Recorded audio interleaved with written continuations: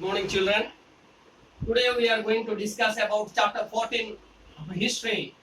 That is the national movement in India and the partition of India and as well as the independence of India from 1939 to 1947. So today first topic, what is the condition of India between 1939 to 42? As you know that the Second World War was going there. Most of the provinces of India was governed by the Congress ministers. The British government had agreed to give the Indians the right to rule themselves to some extent.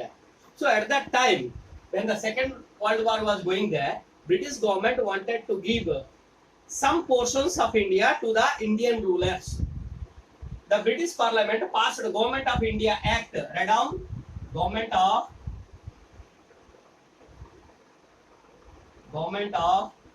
India Act. India Act was passed on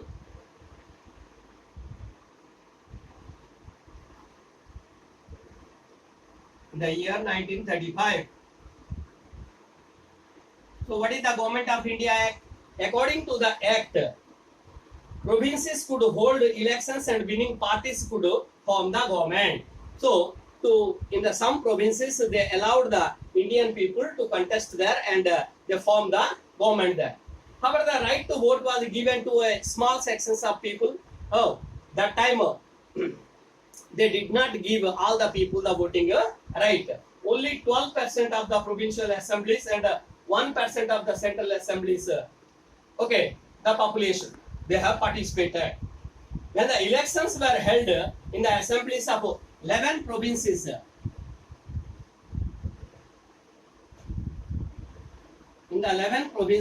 elections were held, and most of the provinces,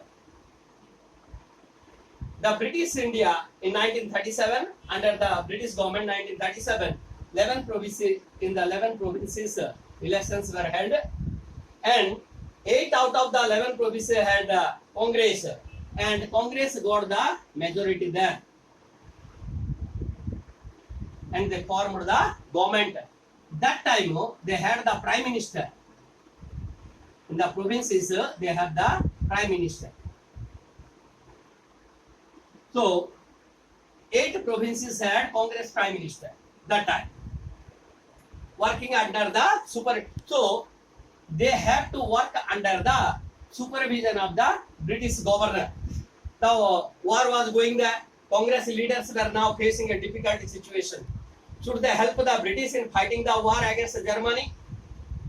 Britain had decided that India will participate in their war without even asking them.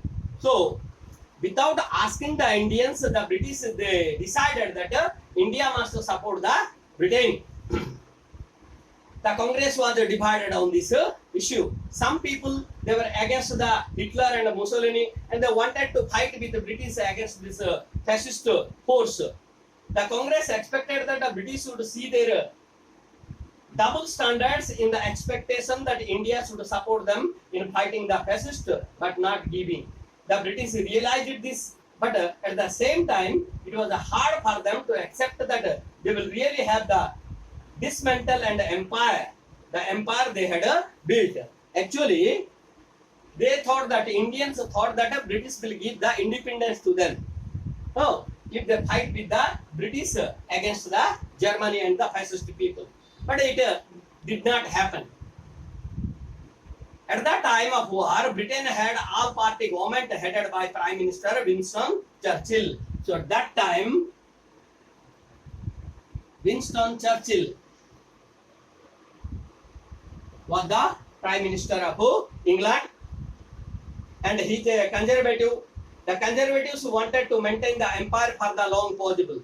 In the comparison to the conservatives, the Labour Party was more willing to help the Indians get their freedom. So after that, so 2 parties were there. One is a conservative party,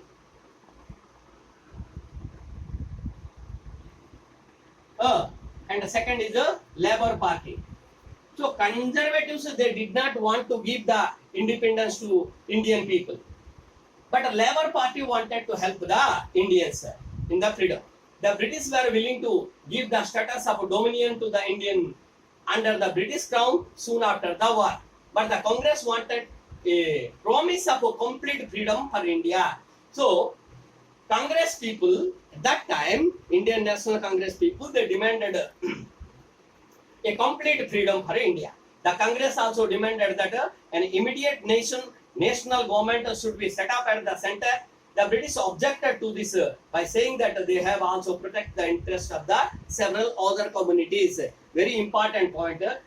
When the Congress they demanded the freedom. Okay, they said that Britishers did not agree with it. They argued that we have to see the interest of the other people, other sects of the people in India. They meant that Congress did not represent all Indian like Muslims. So they argued that Congress does not represent the Muslims of India. So in that manner, they wanted to divide India as Muslims and Hindus.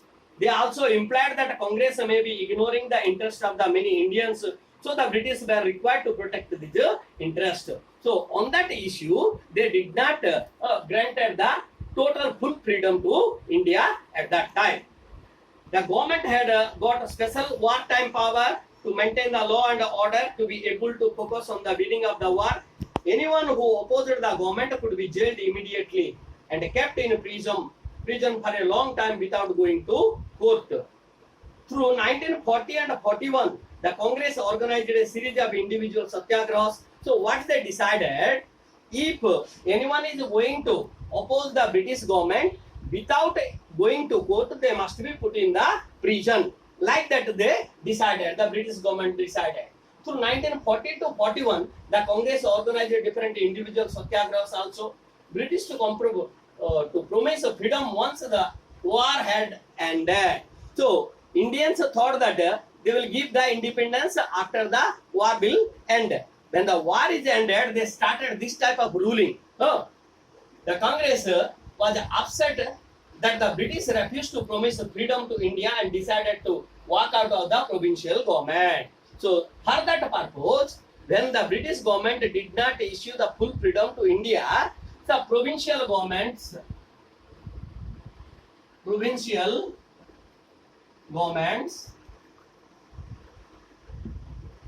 they resigned. Very important question. Why did the provincial governments resign? Because the Congress party, when they saw that the British government is not going to give them the full freedom, all the Congress ministers who had come to power in 1937 resigned in October 9. So I told you, the provincial election was held in 1937. So they resigned in October 1939. Write it down. All the Congress provincial governments they resigned in October 1939. So who will represent the people of the country? That is important question. So as you know that the Britishers they divided India because their policy, British policy was a divide and rule. Write down. British policy was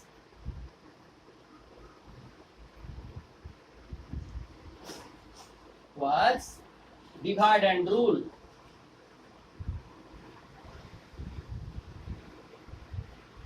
Divide and rule. Based on the policy of divide and rule, they divided India as Muslims and Hindus. To achieve this, the British government supported and encouraged the plans of Muslim League and gave the little importance to the Congress. So that time, a Muslim organization was started, that is the Muslim League.